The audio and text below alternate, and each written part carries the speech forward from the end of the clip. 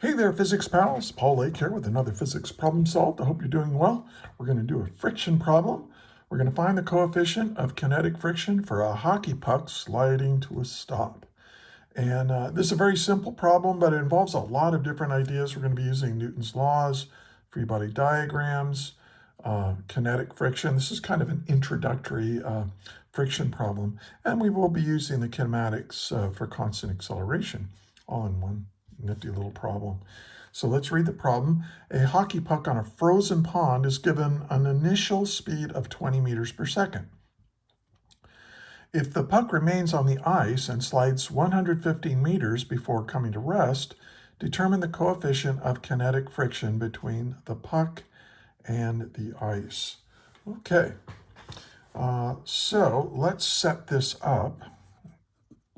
And I always use given, find, and solve with these kind of problems. Here's the ice.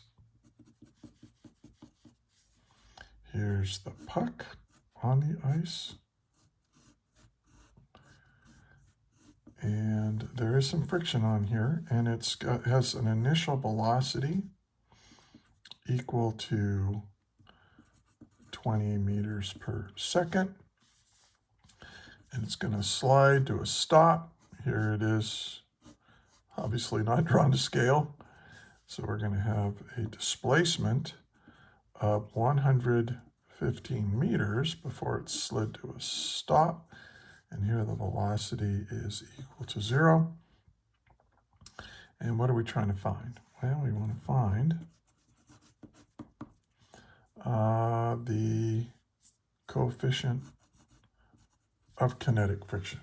Okay. Now, one thing I suggest you do is pause the video right now and try to solve it yourself. If you get stuck or just want to compare your work with mine, hit play. I do a lot of instruction during my explanation of the problem, so don't skip around too much. Listen to the whole thing. And there's a little, some words of thanks and inspiration at the end, so I hope you'll stick around for that. All right, so I usually like to try to start with what I'm trying to find. So so here's kind of the basic equation for kinetic friction.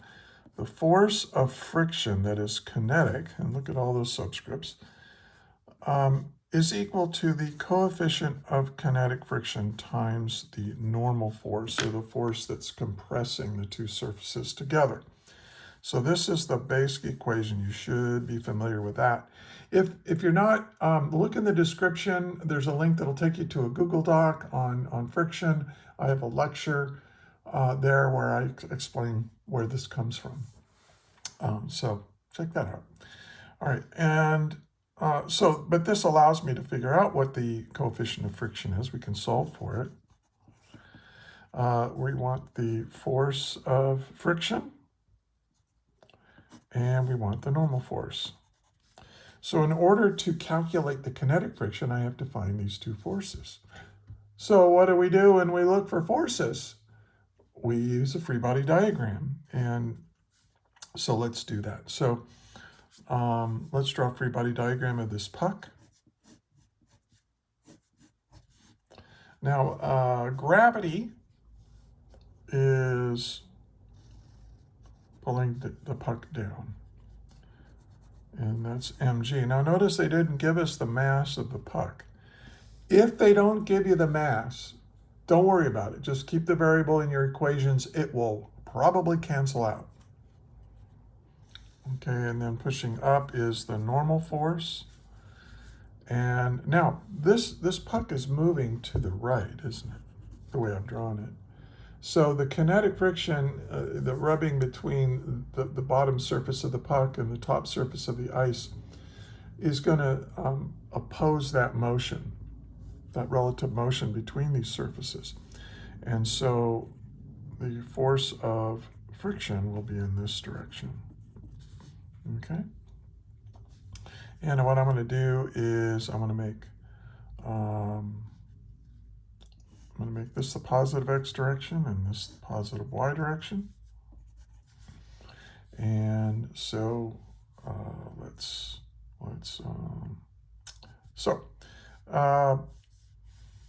all these forces are lined up already with the x and y axis, so I don't need to break these up into x and y components. They're already ready to go. And so now we're going to sum the forces in the x direction. That equals ma in the x direction. So in the x direction, I look and I go, okay, well, there's the force of friction. And that's what I need. It's kinetic friction, isn't it? And that's going to be equal to ma. Now, so I need to know what this acceleration is in order to find out what this friction is.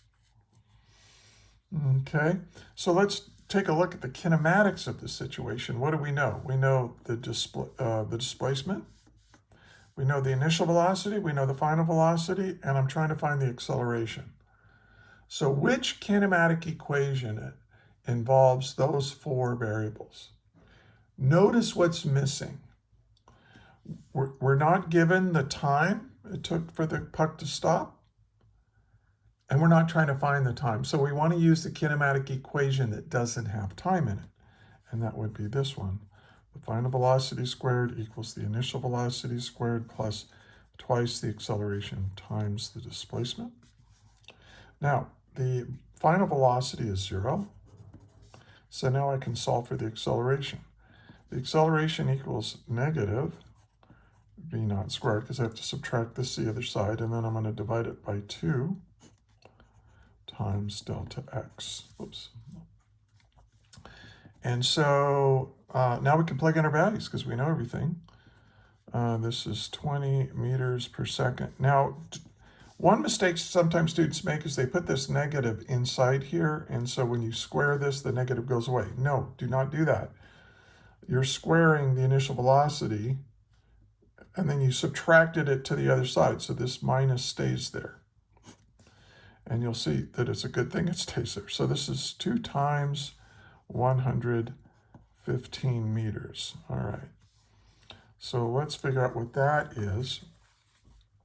So 20 squared, that's 400, isn't it? So 400 divided by 2. And then divided by 115. And we get 1.74 meters per second squared. But it's negative. See, that's why we need that minus. 1.74 meters per second squared. And what does this negative mean? Well, look, it's slowing down. So the acceleration is going to be in the opposite direction. The acceleration vector is in the opposite direction as the velocity vector, and that's what happened. Well, we said the initial velocity is positive, so the acceleration has to be in the negative direction, and that's what that means. Okay, so now I know what this acceleration is. I don't know what the mass is. It's not given, so I'm just going to have a little faith that it's going to go away. Now, let's take a look at the normal force. So what we'll do is we'll sum the forces in the y direction. That'll equal ma in the y direction. So let's do that. Now, I look at my free body diagram. We have this normal force minus the weight is equal. Now, what is the acceleration in the y direction? This puck is sliding to a stop along the x direction, but there's nothing going on in the y direction.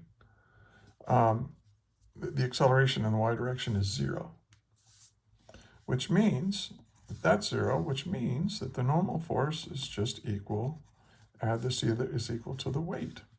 This is very common. I mean, you've probably done this before, but the normal force is just supporting the weight. That's to keep it in equilibrium in the y direction.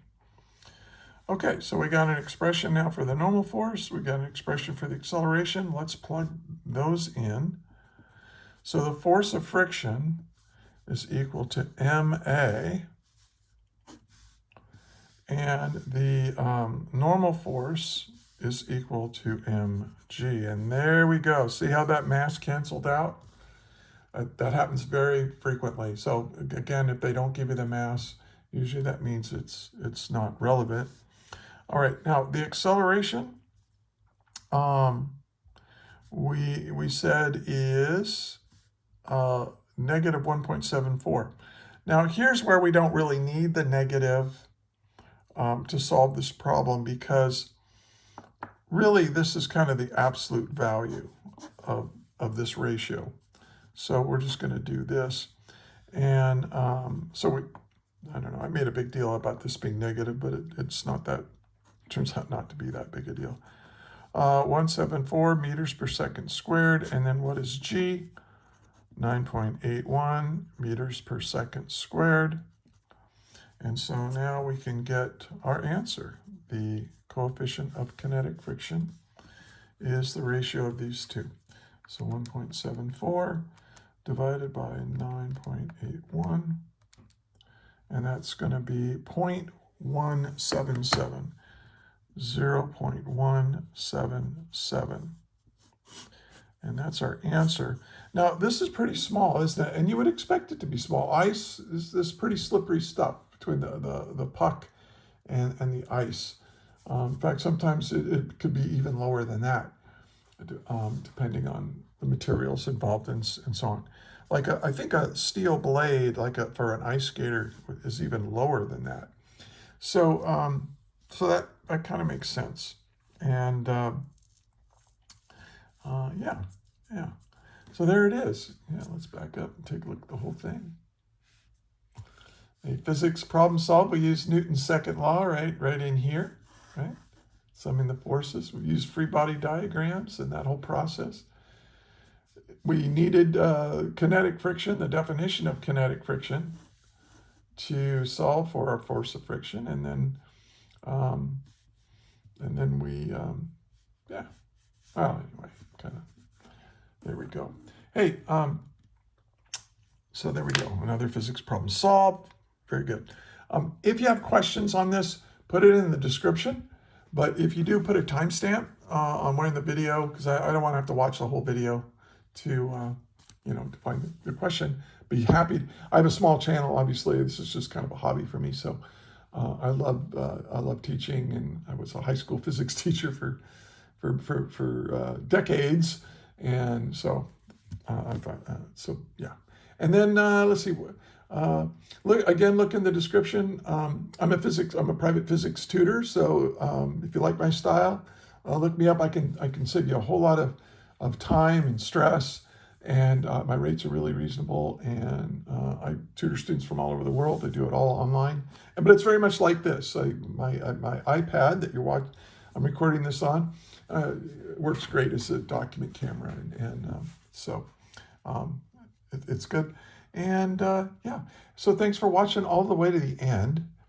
And I also want to thank you for being a physics student, because let me tell you something. This is the truth.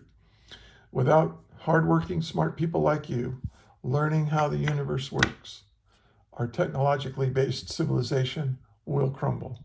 Because all the technology that makes life better and possible for, there's almost 8.5 billion people in the world or something like that, we can't survive without technology, and technology can't survive without a deep understanding of physics.